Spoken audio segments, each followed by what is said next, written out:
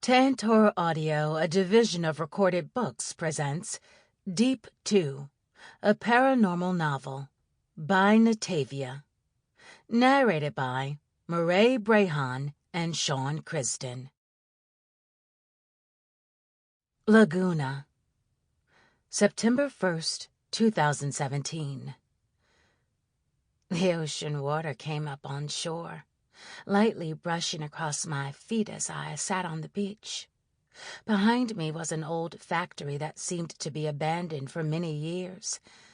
My mind was caught in a trance as I stared at the sunset. I was lost, probably many miles from Oland. It's almost time to return to Oland. You are healed, my child. The voice in my head came from a woman named Elonora. I was now her pawn, but I didn't have a choice. She gave me another life, and in return, I was to give her what she wanted. Shore's locket.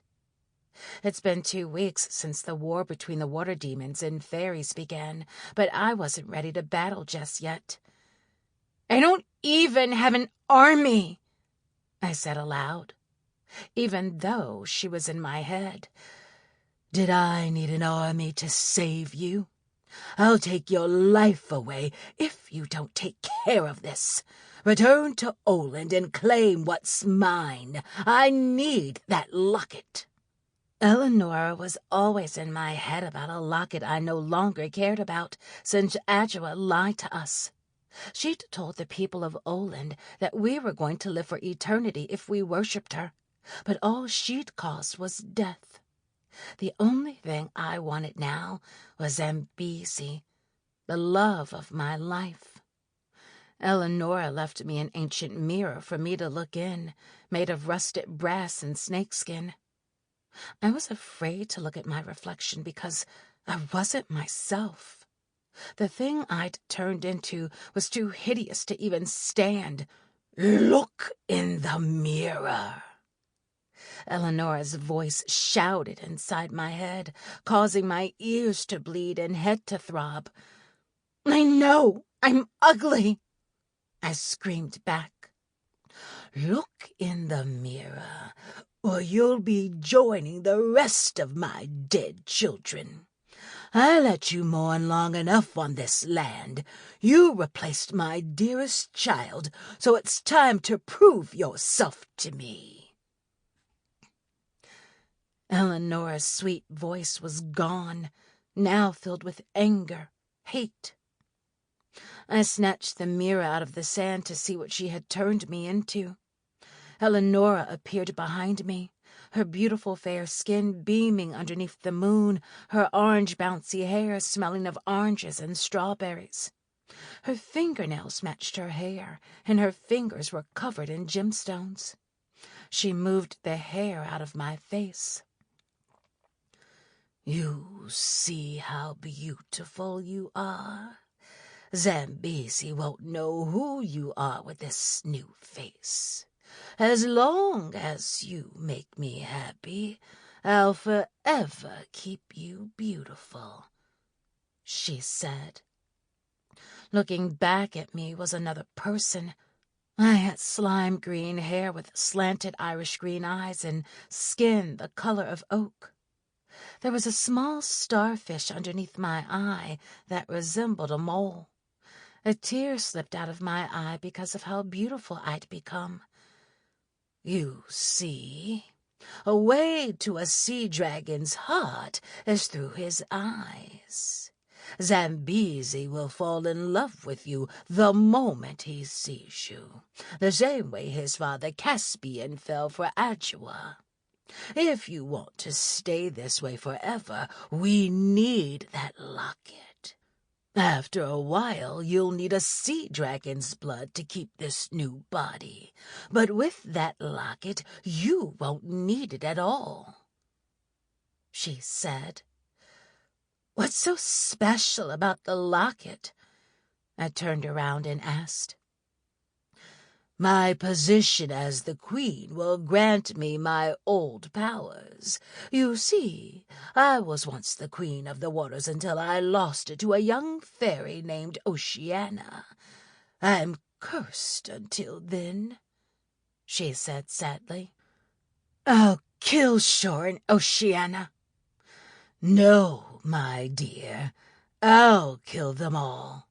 If you strip the queen from her strength, the locket will look for a stronger queen. In order to weaken her, you'll have to weaken what keeps her strong. I gave Adjoa hundreds of years to fix this, but those many years aged me. Make me proud, Laguna, because I'm only giving you 3 months. I'll feed off your soul until there is nothing left but a skeleton," Elonora said. In the blink of an eye, she was gone, and all that was left was her citrusy scent. My time was running out to form a group to help me carry out my mission. But one thing came to mind.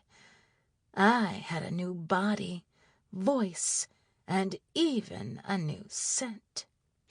I was now a water fairy.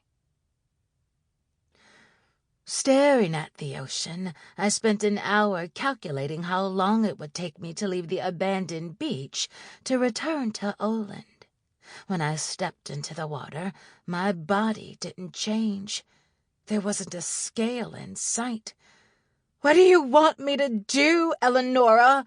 I'm not turning into a fish!" I yelled out. But she was nowhere to be found. I kept walking until the water was up to my chin.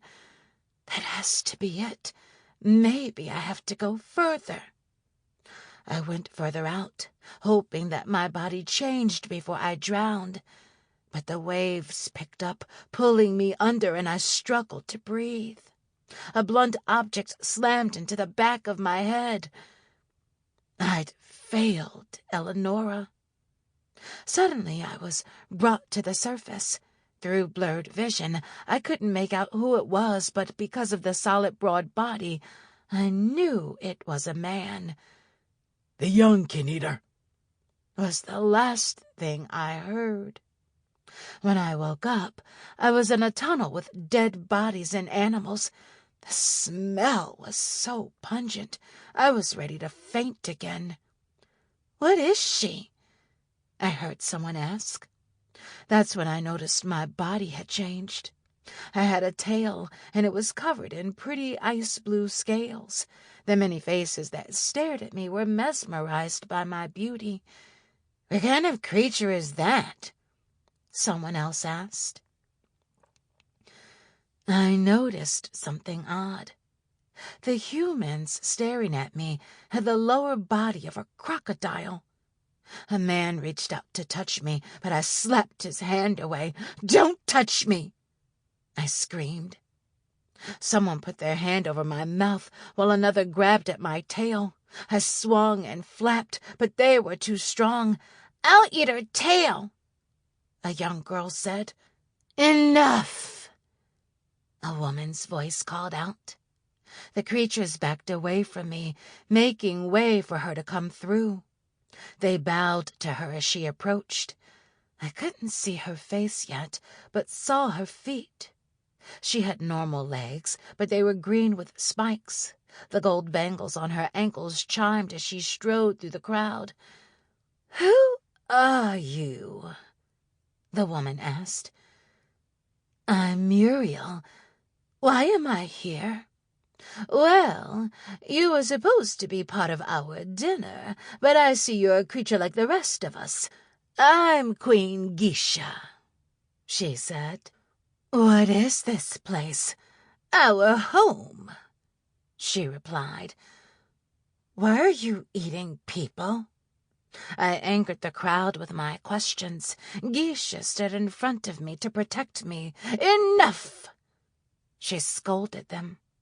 She reminded me of Shore. Both had strikingly beautiful features, but could be deadly. Geesha's acorn-colored skin looked smooth like peanut butter. Her long, thick dreadlocks draped past her voluptuous hips. Her breasts were big and full, her cheek piercings not taking away from her beauty, but enhancing it.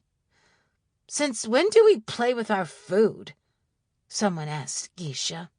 "She's one of us." "She's a fish. We eat fish, regardless if it talks or not," someone replied. "Get him out of my sight," Geesha told her people. They dragged the troublemaker down the tunnel without a fight. "I can help all of you," I said. "How can you help us? What can you do for us besides becoming another life to feed?" she asked. "If you help me get something that was stolen from me, I'll find you a better home with clean water and food." "I don't trust her," a woman croc said. "Me neither," another co-signed. Geesha was deep in thought, perhaps taking in her people's opinions. She crossed her arms, staring me down. "Okay, we will help you, but if you betray me, us, we will have you for dinner," Geesha hissed. "Where is the new home?" someone asked from behind Geesha. "A place called Oland. The water is crystal clear and Lake Deep has plenty of food. You won't have to hide because there are creatures there too. I was on my way back home when you found me."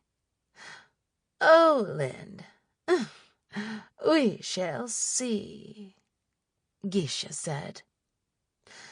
Why am I always getting myself into something?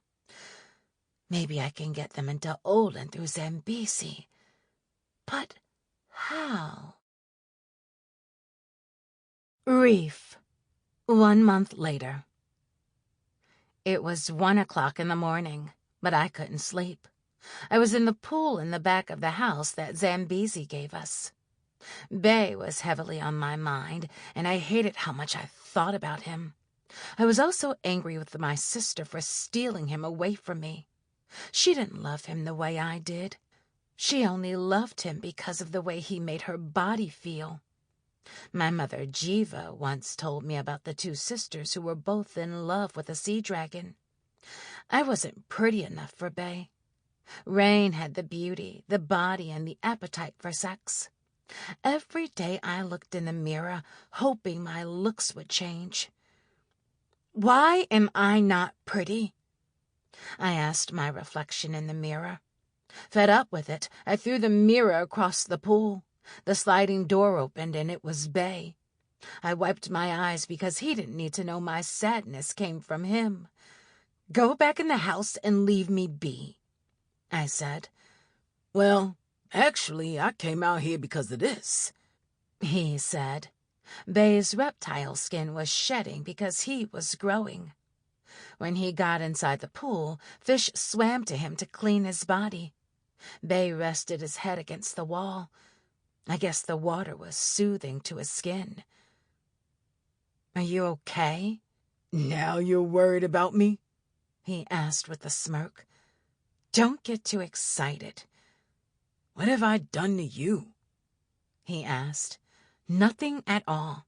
But since you fucked up my moment, I'll be going back into the house." I felt a pair of hands on me when I rose out of the pool. My body went sailing into the water. Bay had shoved me to the bottom of the pool and was holding me down while I scratched at his arms. As soon as his wound opened, it was back to healing again. "Why the smart mouth?" he asked. "Get off me."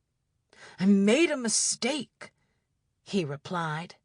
"What the fuck?" I heard Rain's voice screech. Bay let me go, and I hurriedly swam to the top. Rain was standing next to the pool with her arms crossed. Bay wasn't nervous one bit. He was actually telling me to take another swim with him. "I knew you were a whore," Rain yelled at me. "I'm a whore, but you fuck everything," I shouted back.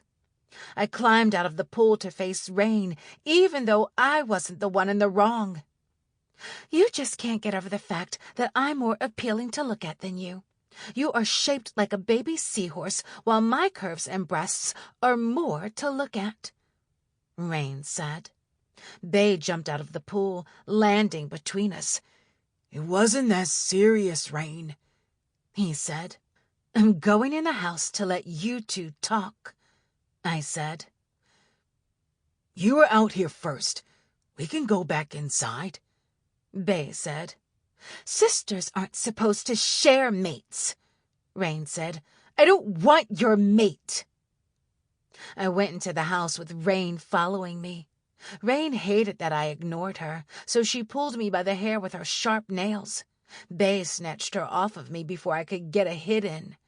I'm so sorry, Reef. I didn't mean it. I was just so angry seeing you with him, and you're ignoring my questions, Rain said.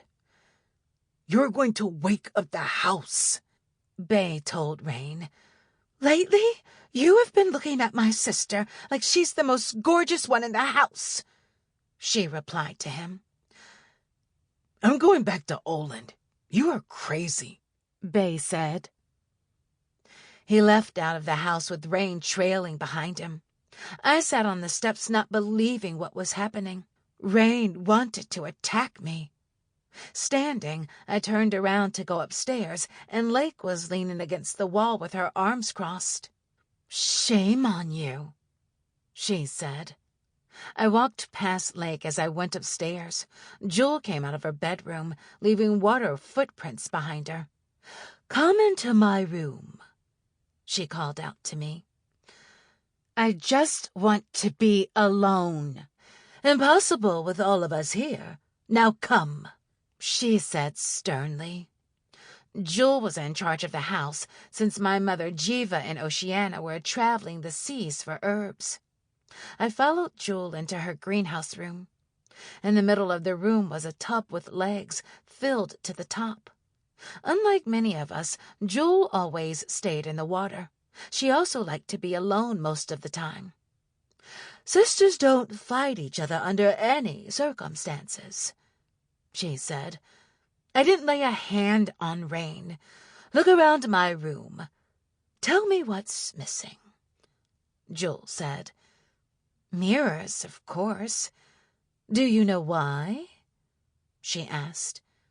No, because beauty comes from within. I used to be like you, always felt like I wasn't good enough because my sisters had everything I wanted. As long as you have the will to love, you are a beautiful spirit. Sometimes lessons will be taught, and a man will see his choices were mistakes. Happiness is key to our beauty. Be happy with what you have, and more will come to you, Jewel said. I love him, Jewel. I don't know how or why, but I do, I replied while wiping my eyes. Bay is just being a young man. He'll see you, but if he doesn't, move on, she said. You always know what to say. That's because I was once in your shoes, she replied with a smile. Jewel went into her treasure chest filled with jewelry, combs, and many more delicate keepsakes. She gave me a pearl ring. Thank you so much, Aunt Jewel. You are welcomed, and I'll see you later, she said, dismissing me. I went up to the attic where I slept. I used to share a room with Rain, but Bay was always in there, so I decided to sleep elsewhere. The attic was cold and dark, just like my heart. I laid across the floor on a pile of clothing I used as a bed. Maybe I can ask Zambezi if he can build me a small cabin so I can live alone. Yeah, that's what I'll do. Sure. Meanwhile, in Washington, D.C., Zambezi's arms were wrapped around my hips, while we swayed to the beat of the rap music playing in the club. It had been over a month since the fight between the water fairies and water demons. Since then, I'd been clubbing a lot. Zambezi slipped his hand underneath my dress, tugging at my thong. We've been inseparable and couldn't get enough of each other. I rested my head against his chest, inhaling his fresh, natural scent while his finger entered me. He whispered in my ear how much he loved me and how he couldn't wait to get home. I was on cloud 9, drifting to a place of paradise where it was only me and my mate. "Let's go!" the DJ yelled into the microphone. I pulled away from Zambezi when the lights came on. He fixed my dress, then smoothed out my fuzzy mane. Zambezi was wearing a pair of jeans with a Ralph Lauren button-up shirt. His hair was braided in 2 cornrows going down his back. I had butterflies after staring into his eyes. A group of girls by the bar were eyeing Zambezi. It was hard not to stare at him because of his beauty. "I just want one drink." "You know you can't drink their liquor," he said. He grabbed my hand to lead me through the crowd. "I just want one drink. It won't do anything to me." "No," he said. I cursed myself for not bringing my purse inside. Matter of fact, I depended on Zambezi more than I was supposed to, since he wanted to take care of me. He didn't like when I spent my own money, telling me that I shouldn't offend him. We made it past the bar when a girl bluntly asked Zambezi to buy her a drink. One of the girls with her had bright green hair. She waved at me, but I rolled my eyes at her. "Bitch, don't you see me standing next to him?" I asked one of the girls. "I see you. And?" she replied. Zambezi hurriedly rushed me out of the club before I turned into something that humans weren't supposed to see. That bitch was ready to get it. "You're starting to sound like your reef sisters," Zambezi chuckled. "But I'm more loving," I giggled. Zambezi held my hand as we walked down the sidewalk. My feet were hurting from the stilettos I was wearing. He scooped me up into his arms, and I got lost in his embrace as my feet dangled on the outside of his arms. Zambezi's creature's eyes glowed as he gazed down at me. My vision suddenly doubled, and my head was spinning. Zambezi took off running through the crowd, knocking down a few people as his scales slowly covered my limbs. "Make it stop," he said. "I can't." I began to panic myself, especially when gills ripped through my neck. "Hold that shit in," Zambezi said. "Watch where the fuck you're going," a man yelled out at Zambezi after his pizza was knocked out of his hand. I buried my face into his chest to hide my embarrassment. "No!" I yelled out before Zambezi dived into the river. The water smelled horribly, and there was trash floating underneath the bridge. When I emerged, I spit out a diaper. I couldn't hold it in any longer, puking while dizziness fell over me. "I told you that you needed more time, but you want to live this life so bad. It has only been 4 months since you discovered the truth about who you are," he said. "I missed out on so much. All I wanted to do was make up for it. I've been sick for too long. You wouldn't understand because you were allowed to live through your young adult life."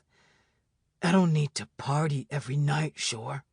All I need is you and the lake to feel complete. We don't have to party every weekend," he said. "I was afraid you would be bored with me. We're still young, and being tied down so soon can make you resent me. You liked partying before all of this." Zambezi pulled me into a hug. "I would kiss you, but I can't pretend you didn't have a diaper in your mouth. I could have gotten past the vomiting," he chuckled. His smile faded away as he stared down at me with a serious look. "What's the matter?" "Oh, no. Maybe he's turned off because I put him in a terrible position. I almost revealed our kind to the humans downtown." "Do you think I'd make a good father?" he asked. "Let's go home. We're not in the best place to discuss this." "It's only us here," he said. The butterflies in my stomach almost made me nauseous again. I never knew love could make a person feel so sick. Zambezi wasn't ready to become a father. He told me that numerous times, and I wasn't ready to become a parent myself. My mother would kill me if I made her a grandmother already. She's just finding herself. I'm getting sick again. "That's the thing.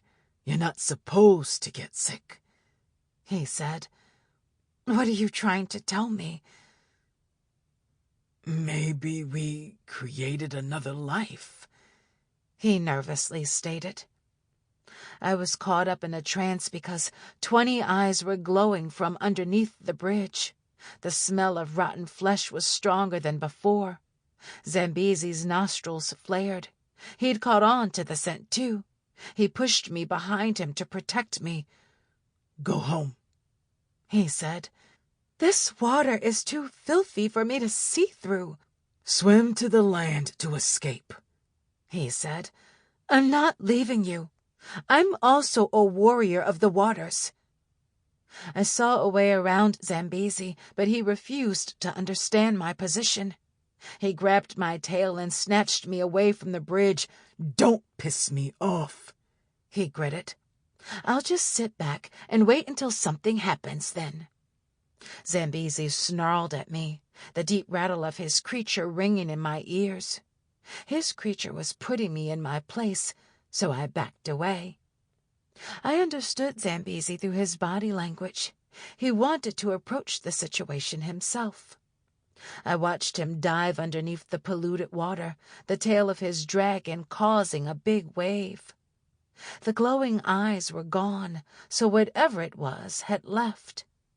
Minutes later, Zambezi came above the surface in human form. "We're in a grave.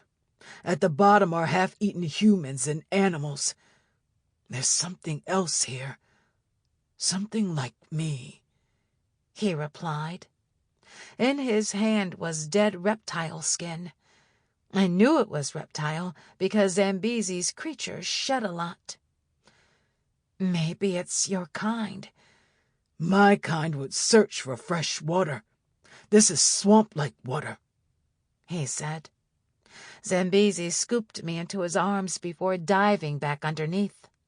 I closed my eyes as he guided me through the filth. I couldn't help but wonder what else was out there. We weren't the only creatures on Earth. Back home in Oland. The clean water running through my gills felt refreshing, like drinking an ice-cold glass of water on a hot summer day.